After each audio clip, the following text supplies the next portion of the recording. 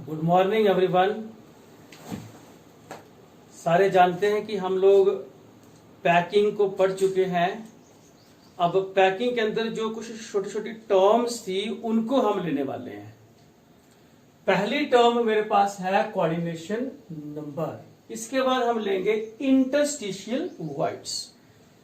तो coordination number हम packing में जब हमने डिस्कस करी थी उस समय सारा पढ़ा था कि कोऑर्डिनेशन नंबर क्या होता है। फिर भी एक थोड़ी छोटी सी एक डेफिनेशन चेक कर ले, क्या है?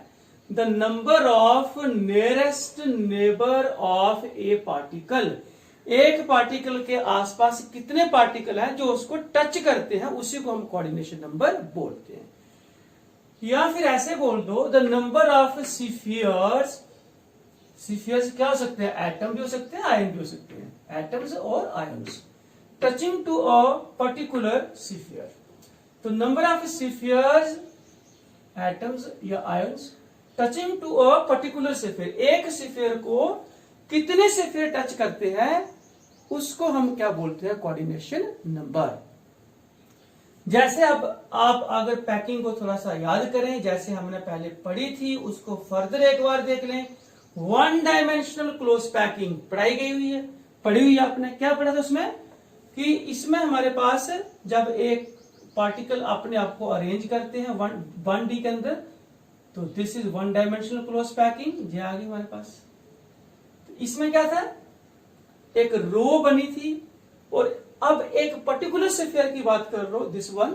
तो this sphere is in direct contact with two other spheres. इसकी बात कर लो तो this is also touching to spheres directly, तो कोऑर्डिनेशन नंबर 2 है। इसकी बात करेंगे तो एक इधर है, एक आगे भी होगा जो हमने ड्रा नहीं किया है।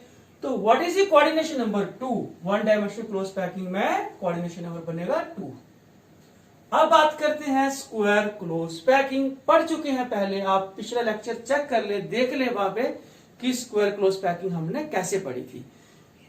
डायग्राम मैंने ड्रा की है, चेक करिए। अब स्क्वायर क्लोज पैकिंग कैसे बनी थी? इन स्क्वायर क्लोज पैकिंग आपको पहले बंडी लेनी पड़ेगी, फिर वो एक्सटेंड करी थी अपने 2D में। 2D में उसको एक्सटेंड करने के दो तरीके थे। क्या? पहला था स्क्वायर क्लोज पैकिंग। वो कैसे बनी थी? In this packing the spheres of the adjacent rows lies one over other. देखो, एक रो दूसरी रो के जो स्फीयर है इसी के ऊपर है, फिर तीसरी की इसके ऊपर है, बिल्कुल एक दूसरे के ऊपर है, जिसके कारण ये हॉरिजॉन्टल और वर्टिकल अलाइनमेंट बनी थी, पड़ा हुआ है। अब देखो, इस स्फीयर की बात कर रहे हो, जो कोई भी एक स्फीयर ले सकते हो। इस स्फीयर की बात करो जो 4 स्फीयर के साथ टच कर रहा है डायरेक्टली। इस स्फीयर को देखो, ये टच नहीं कर रहा है, इसलिए हम अपने डायग्राम को जहां पे आपने टेंड कर दिया, इस साइड टेंड कर दिया, लाइक दिस, ऐसे आ गया। तो यहां पे इस this sphere is in direct contact with 4 other spheres, therefore the coordination number in square close packing is 4। और 2D पैकिंग दो टाइप की थी, एक थी स्क्वायर क्लोज पैकिंग, एक थी hexagonal close packing. Hexagonal close packing कैसे बनी थी? In this packing the spheres of the second row they are to be placed in the depressions formed between the spheres of the first row. इसके बीच में, depression के बीच में रखना है इधर सेकंड को, और थर्ड को कहां रखना है? फर्स्ट रो के डायरेक्टली बिलो, उसके नीचे रखना है, ऐसे करके। अब अगर हम बात करें तो इस स्फीयर की बात करिए तो ये स्फीयर देखो 1 2 3 4 5 और 6 स्फीयर के साथ डायरेक्टली कांटेक्ट में आ रहा है, इसलिए कोऑर्डिनेशन नंबर होगा 6। शेप बनी हेक्सागन की तरह, इसलिए पैकिंग का नाम भी क्या हुआ? Hexagonal close packing. अब चलते हैं हेक्सागोनल क्लोज पैकिंग इन 3D। तो 3D में आपने कैसे किया था? जो 6 थे, 3 आपने इसके ऊपर रखे थे, जब word a type of word cover किए थे, पिछले लेक्चर जरूर देखें। 6 जो इसके अपने आसपास आ गए, अपनी लेयर के स्फीयर है जी। 3 इसके ऊपर थे, 6 और 3 9, 3 नीचे थे 12, तो 12 था। अब अगर थोड़ा डिटेल में देखना है तो पिछले लेक्चर जरूर देखें। HCP मतलब जिसे हम AB अरेंजमेंट भी बोलते थे, तो उसमें कोऑर्डिनेशन नंबर 12 हमने प्रूव किया था।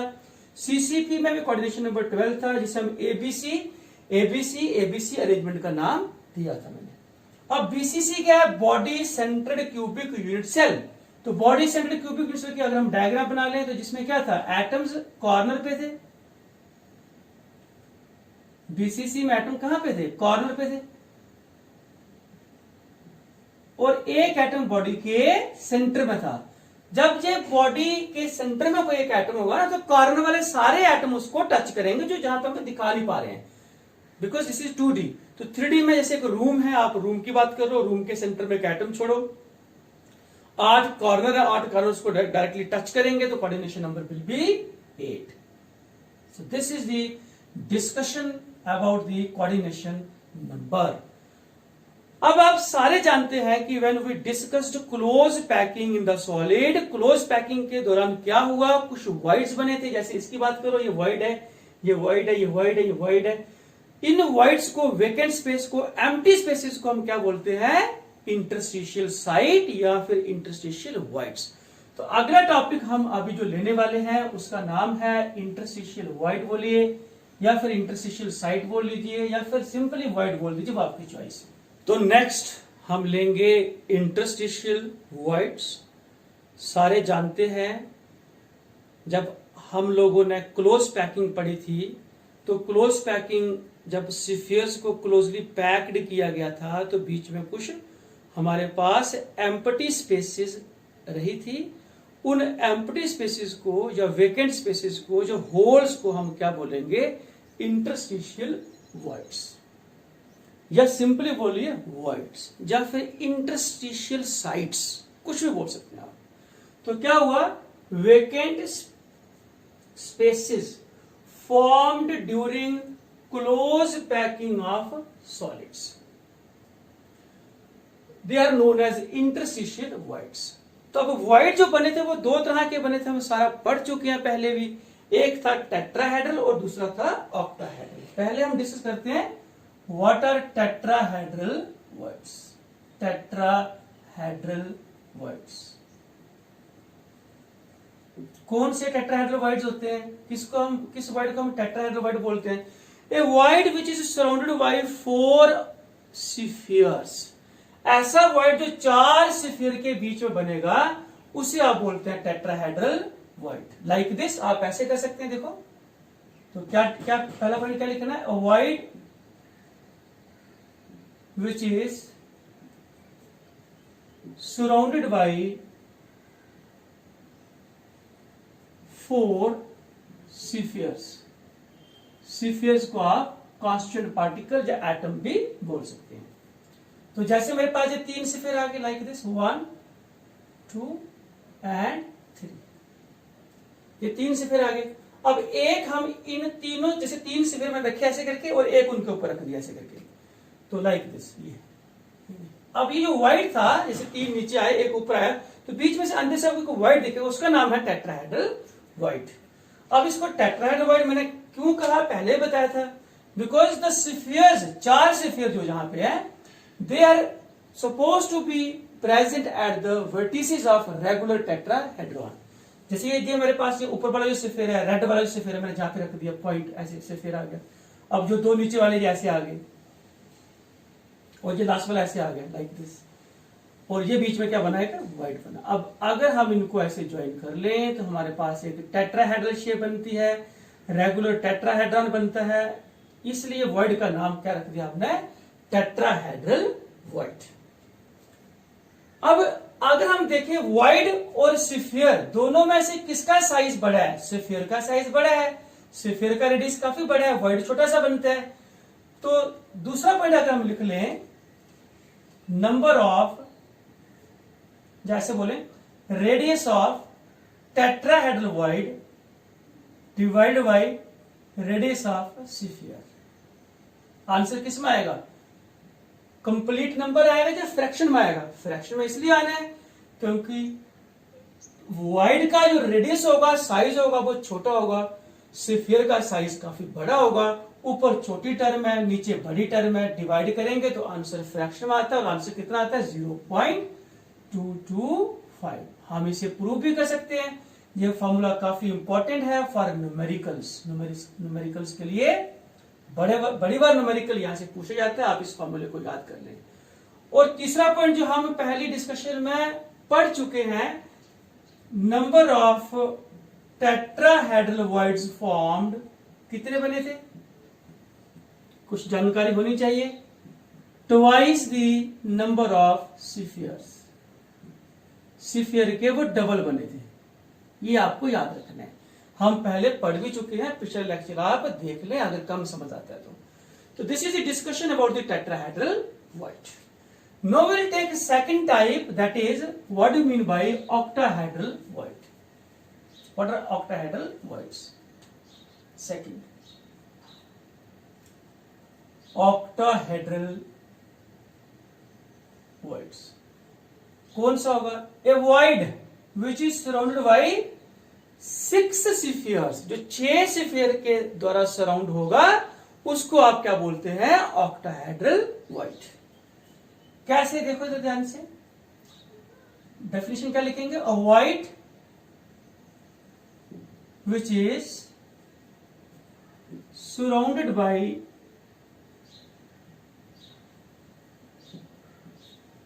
6 spheres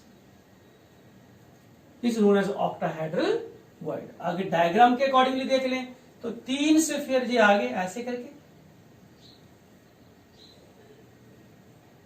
और 3 हम इसके ऊपर किसी दूसरे कलर से लिख लेते हैं, लाइक दिस। एक जी आ गया,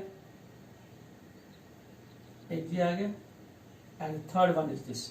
Now see the void formed between these 6 spheres. This void is called as octahedral void. कारण बड़ा सिंपल है, मैंने पहले बताया है. सपोज ये रेड वाला आ गया हमारा ऊपर पॉइंट ऐसे, और ये नीचे वाला जो ब्लैक है ये आ गया इधर, और ये 4 स्फीयर, 2 ब्लैक और 2 रेड एक प्लेन में हम ऐसे रिप्रेजेंट कर सकते हैं आसान तरीके से अंडरस्टैंड करने के लिए, और बीच में आ गया हमारे पास ये व्हाइट लाइक दिस. और अगर हम इनको कनेक्ट कर ले ऐसे करके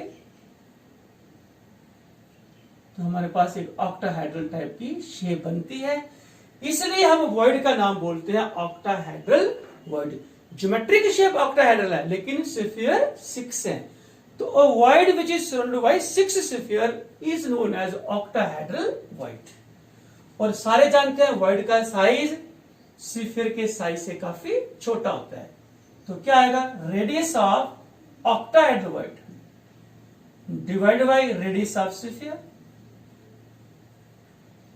अब octahedral void छोटा होगा, स्फीयर का साइज थोड़ा बड़ा होगा, ऊपर छोटी टर्म नीचे बड़ी टर्म, आंसर फ्रैक्शन में आएगा, आंसर का 0.414. ये मैथमेटिकल है, आप इसे प्रूव भी कर सकते हैं. और this is very simple formula, आपको इसको लर्न करना है for the numerical purpose. Third हम लेने वाले हैं, दैट इज, ये आप पहले पढ़ चुके हैं पिछले लेक्चर में, वहां से देख ले. That is number of octahedral voids formed. कितने बने थे याद है? Is equal to number of spheres. जितने स्फीयर्स हैं उतने ही ऑक्टाहेड्रल वॉइड बनेंगे. ये फॉर्मूला भी आपने याद कर लेना है. मान लो हम थोड़ा सा इसको डिस्कशन को और थोड़ा सा आगे बढ़ाएं, तो सपोज मेरे पास है 100 स्फीयर्स. टोटल स्फीयर कितने हुए? 100, जो कि सीसीपी या एफसीसी या एचसीपी को अडॉप्ट करते हैं मान लो. तो टेट्राहेड्रल कितने बने? जितने स्फीयर है उसका double, twice he number of sphere, तो 200 बनेंगे टेट्राहेड्रल स्फीयर. और टेट्राहेड्रल वॉइड्स और ऑक्टाहेड्रल वॉइड कितने बनने हैं? जितने स्फीयर हैं, तो 100 है तो 100 ऑक्टाहेड्रल वॉइड बनेंगे. तो कुल मिला के 300 वॉइड्स बनेंगे, जिसमें 200 टेट्राहेड्रल वॉइड्स होंगे और 100 ऑक्टाहेड्रल वॉइड्स होंगे. सो दिस इज ए डिस्कशन. जो छोटे छोटे 2 क्वेश्चन हमने लिए, एक कोऑर्डिनेशन नंबर और दूसरा इंटरस्टिशियल वॉइड. अब तीसरा जो मेन क्वेश्चन है आज की डिस्कशन का वो है पैकिंग एफिशिएंसी.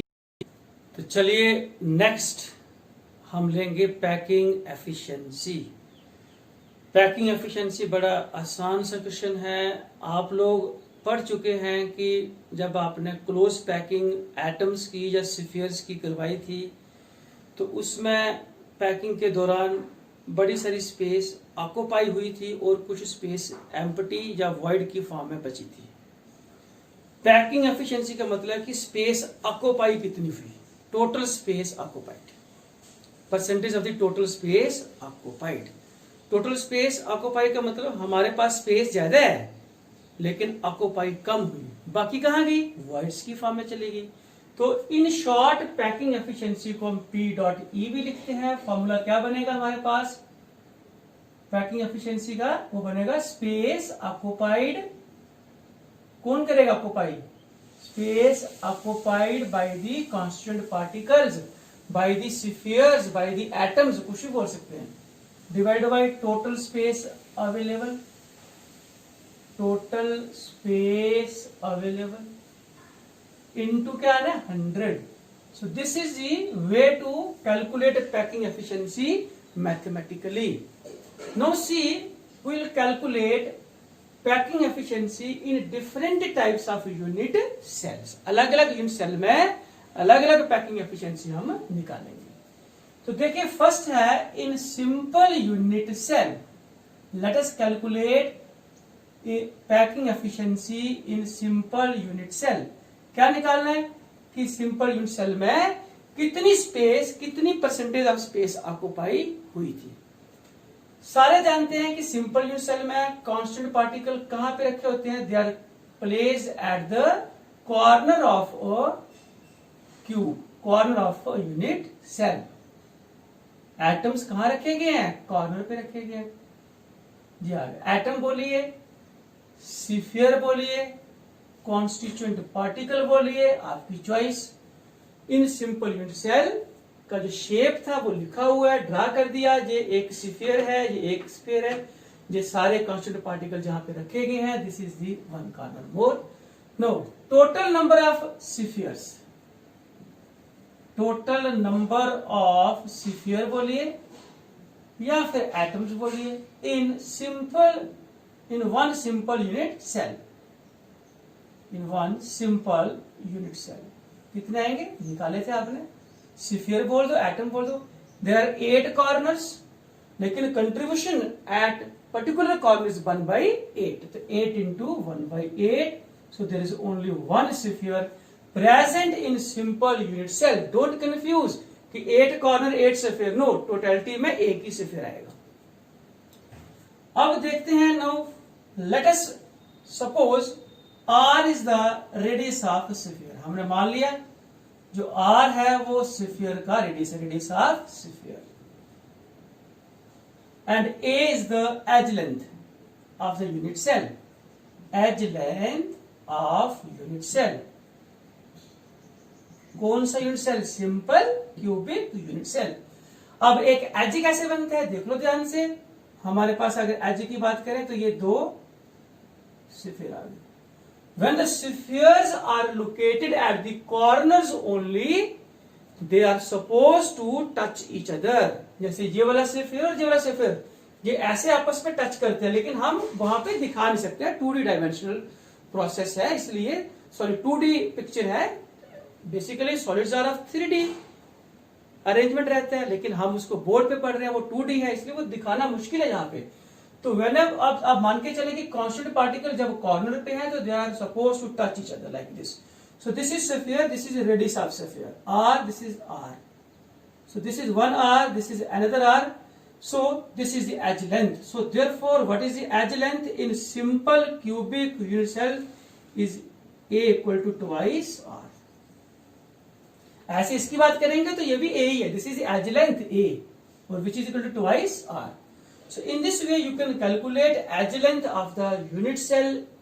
किस यूनिट सेल की बात करी आपने, सिंपल क्यूबिक यूनिट सेल की। Now see पैकिंग एफिशिएंसी कैसे निकालते हैं, space occupied divide by total space available. Space occupy, कितनी स्पेस ऑक्युपाई होगी, हमारे पास सिंपल यूनिट सेल में कितने स्फीयर्स है, एक ही स्फीयर है, तो फिर space occupied bye 1 sphere, that is volume of 1 sphere. और नीचे क्या आना है, total space available. Total space कितनी अवेलेबल है, जितना हमारे पास क्यूब है, volume of cube. So therefore हम जहां पे थोड़ा आगे ऐसे बना लेते हैं, देखो ध्यान से, इस तरीके से थोड़ी स्पेस बना लेते हैं लिखने के लिए। अब बताइए हमारे पास क्या है, volume of 1 sphere.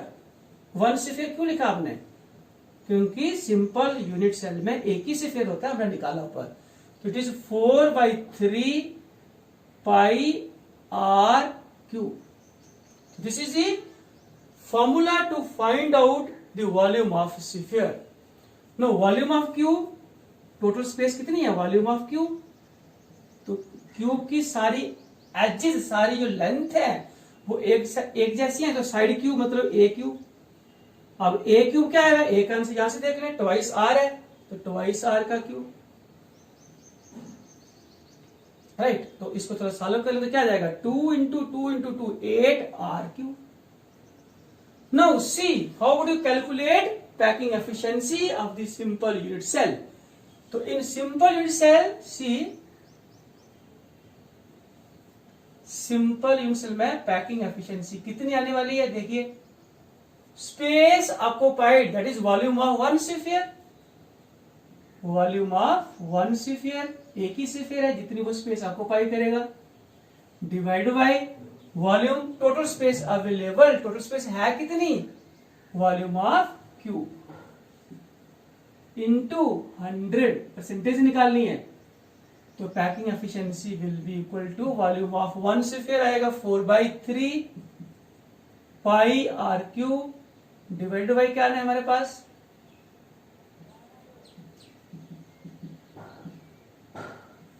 Volume of cube that is a cube, a cube means 8 r cube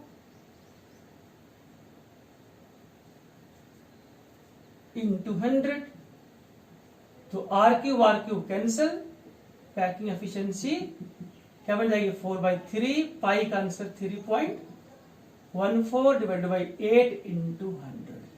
अब आप इसको सॉल्व करिए तो आंसर विल बी 52.4%, मतलब ऑलमोस्ट 52%, मतलब 50% स्पेस आपको पाई हुई। तो ये रेस्ट 50% गई, वो कहां गई, ऑलमोस्ट अबाउट, वो कहां गई, वो व्हाइट की फॉर्म में चली गई, टेट्राहेड्रल व्हाइट की फॉर्म में चली गई, या फिर ऑक्टाहेड्रल व्हाइट की फॉर्म में चली गई। अब हम अगला लेने वाले हैं, हम अब आगे निकालेंगे packing efficiency in face centred cubic unit cell, उसमें निकाल। Now let us calculate packing efficiency in face centered cubic unit cell।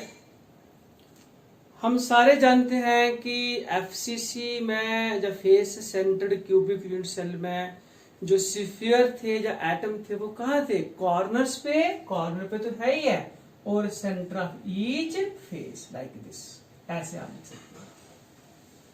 Her face के सेंटर में भी एक एक पार्टिकल है, एक एक स्फीयर है, तो this is the shape of the face centred cubic unit cell.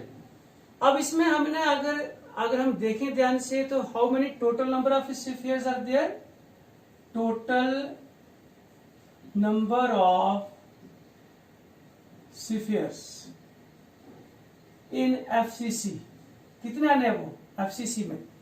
तो कॉर्नर पे फॉर्मूला 8 इंटू 1/8 पड़ा हुआ है। फेसेस कितने हैं, 6 फेसेस हैं, तो 6, एक फेस पे कंट्रीब्यूशन कितनी सिखाई थी, हाफ, तो इट मींस ये कैंसिल 1 + 3 4। तो there are 4 spheres in face centred cubic unit cell. तो फिर स्पेस कितनी ऑक्युपाई होगी, वॉल्यूम ऑफ 4 स्फीयर्स।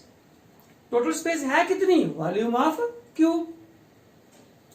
नेक्स्ट देखें अगर जहां पे, तो let us take r is the radius of sphere, जैसे हम पहले भी ले चुके हैं, radius of sphere, and a is the edge length of the unit cell, edge length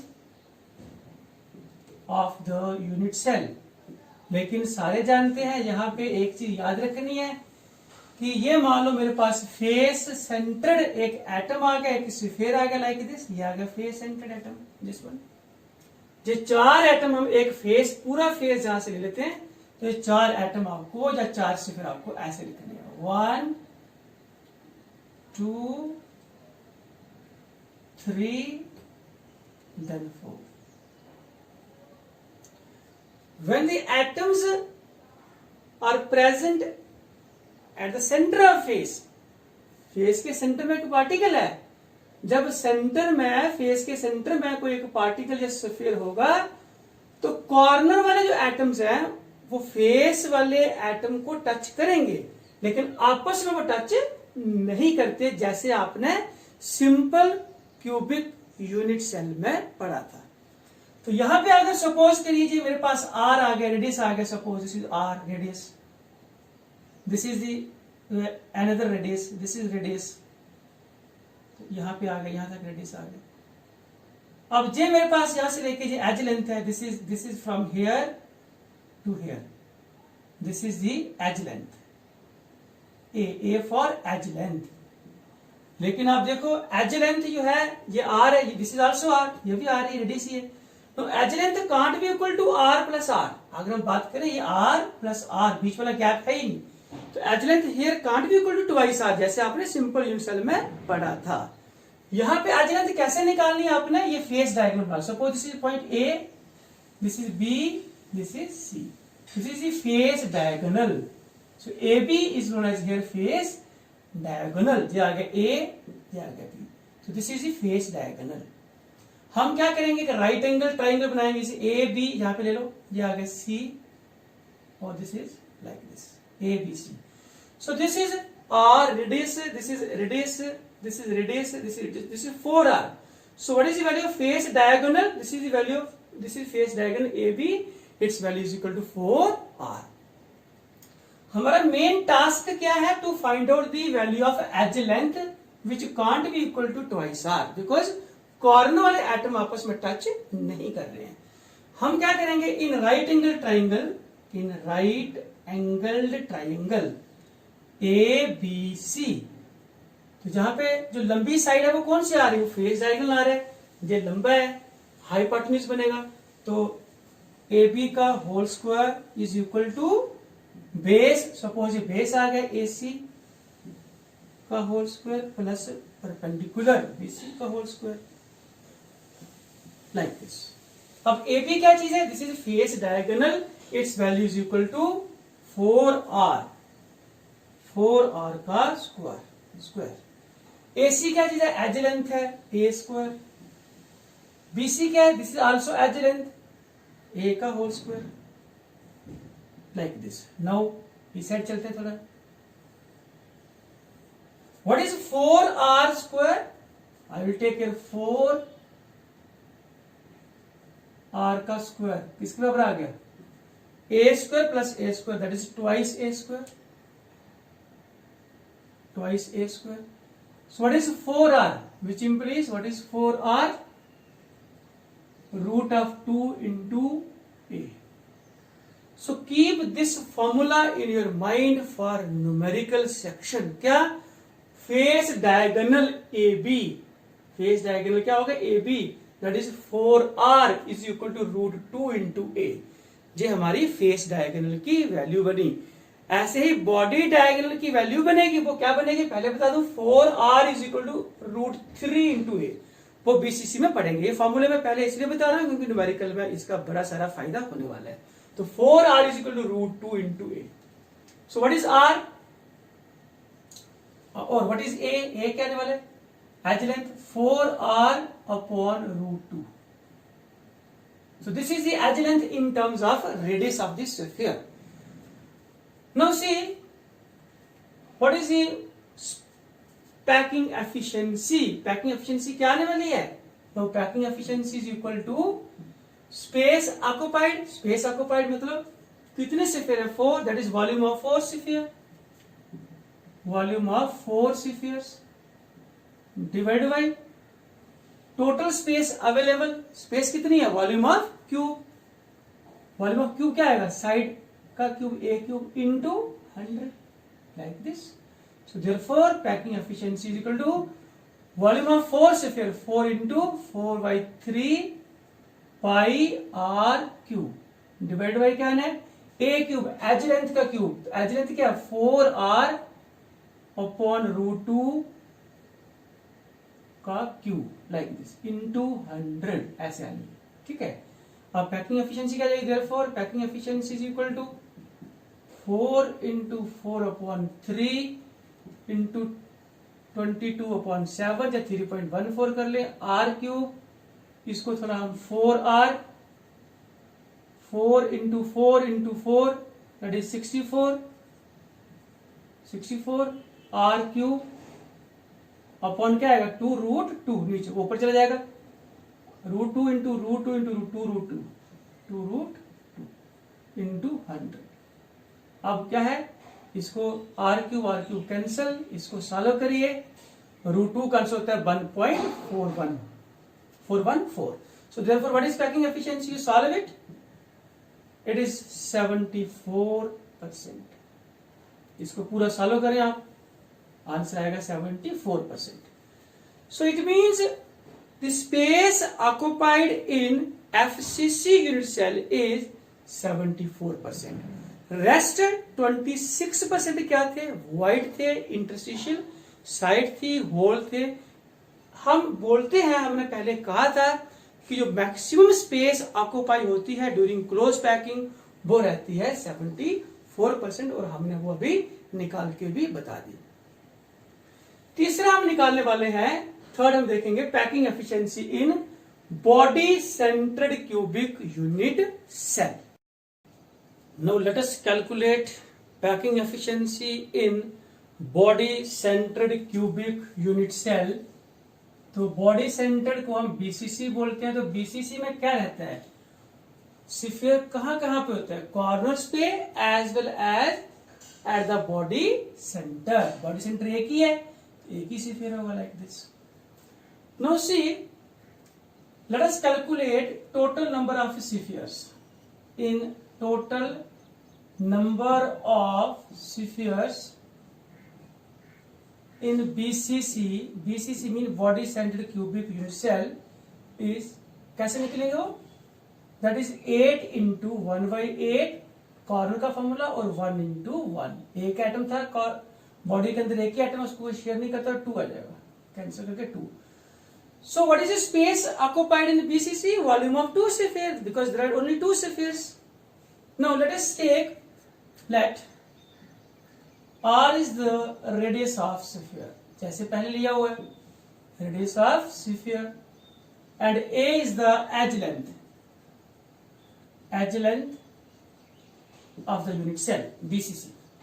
Now when the particle is located at the body center, तो corner वाले particle आपस में टच नहीं करेंगे, लेकिन जितने भी कॉर्नर वाले पार्टिकल है वो सारे इकट्ठे होकर बॉडी सेंटर के साथ टच करते हैं, इसलिए कोऑर्डिनेशन नंबर बीसीसी का 8 था। तो क्या है यहां पे देखो, suppose this is body centre particle, जिससे फिर आ गया, this is body centre particle, ये कॉर्नर वाला इसको टच करेगा लाइक दिस, दिस वन, तो ये है मेरे पास कुछ ऐसे आएगा, ये रेडियस आ गया, दिस इज रेडियस, तो हियर आर, तो दिस इज 4R, टोटल आ जाएगा 4R। तो this is the body diagonal, और this is the edge length, this is also edge length. So हमें करना क्या है, a that is edge length निकालनी है इन टर्म्स ऑफ रेडियस। तो वो edge a can't be equal to twice r, क्योंकि कॉर्नर वाले पार्टिकल आपस में टच तो करेंगे नहीं। तो will calculate this the value of a in terms of r with respect to the body diagonal. So suppose this is A, this is B, this is C, ये C था पहले लिया था आपने, D. So this is right angle triangle A B C. तो ये A B आ गया phase diagonal, पहले पढ़ाया आपको। तो in right angle triangle, what is in right angled triangle, कौन सी, A B D, A D B या ए बी डी, कोई भी ले लो, right angle triangle A D B. So this is length की side A D square equal to किसके बनाना है, A D square A B square plus this is the B D square. No see, A B square मतलब face diagonal, तो इसकी value आप यहां पे निकालो in right angle triangle A B C. In this is suppose equation number 1, in right angled triangle A B C, what is A B square, A B square is equal to A C square plus B C square. ये आएगा A B square, A C square plus B C square, this is equal to a square plus a square. तो therefore what is A B का whole square क्या आ जाएगा, twice a square, like this. So put this value of AB square in this equation first, we'll get AD square. So what is AD? AD, this is A, this is D, this is 4R. So AD square, that is 4R square, equation 1, 4R square, AB square, this is AB square, this is twice A square, and this is BD square, that is BD square, this is BD square, this is A square. So 4R square equal to thrice A square, thrice A square. So what is 4R is equal to root 2 root 3 into A. So this is the value of the body diagonal. What was the value of the face diagonal? 4R is equal to root 2 into A. What is the value of body diagonal? 4R is equal to root 3 into A. So what is A here? Edge length कितनी आ गई? That is 4R upon root 3. This is the edge length. Now we calculate packing efficiency, that is space occupied by the sphere. How many spheres are there? 2. So volume of 2 sphere. So 2 sphere का volume 2 into 4 upon 3 pi r cube. Volume of 2 sphere divided by volume of cube. Volume of cube क्या आएगा? Edge length का cube, A का cube. A का cube क्या जाएगा? 4r upon root 3 का cube into 100 like this. So solve करिए थोड़ा सा. Packing efficiency is equal to क्या आने वाला है? Twice into 4 upon 3 पाई का आंसर 22/7 r क्यूब और इधर क्या आएगा 4r 64 इंटू r cube root 3 into 3 into 3 3 root 3 ऊपर चला जाएगा ऐसे करके इंटू 100 रूट 3 होता है 1.73 मल्टीप्लाई करिए r क्यूब कैंसल सारा सॉल्व करिए तो packing efficiency will be reported about 68%. मतलब 32% स्पेस इसमें भी अनऑक्युपाइड रही, वॉइड रहे. तो फिर तीनों में से सिंपल, फेस सेंटर और बॉडी सेंटर में से which is highest, which has highest efficiency, packing efficiency, FCC, जिसे आप सीसीपी भी बोल सकते हैं. तो 74% वहां पे स्पेस ऑक्युपाई थी. सो ये रहे हमारे पैकिंग एफिशिएंसी के साथ जुड़े हुए मैथमेटिकल ऑपरेशंस. अब इस डिस्कशन के ऊपर हम अगले लेक्चर में आपको कुछ न्यूमेरिकल्स के साथ आएंगे. Till then okay.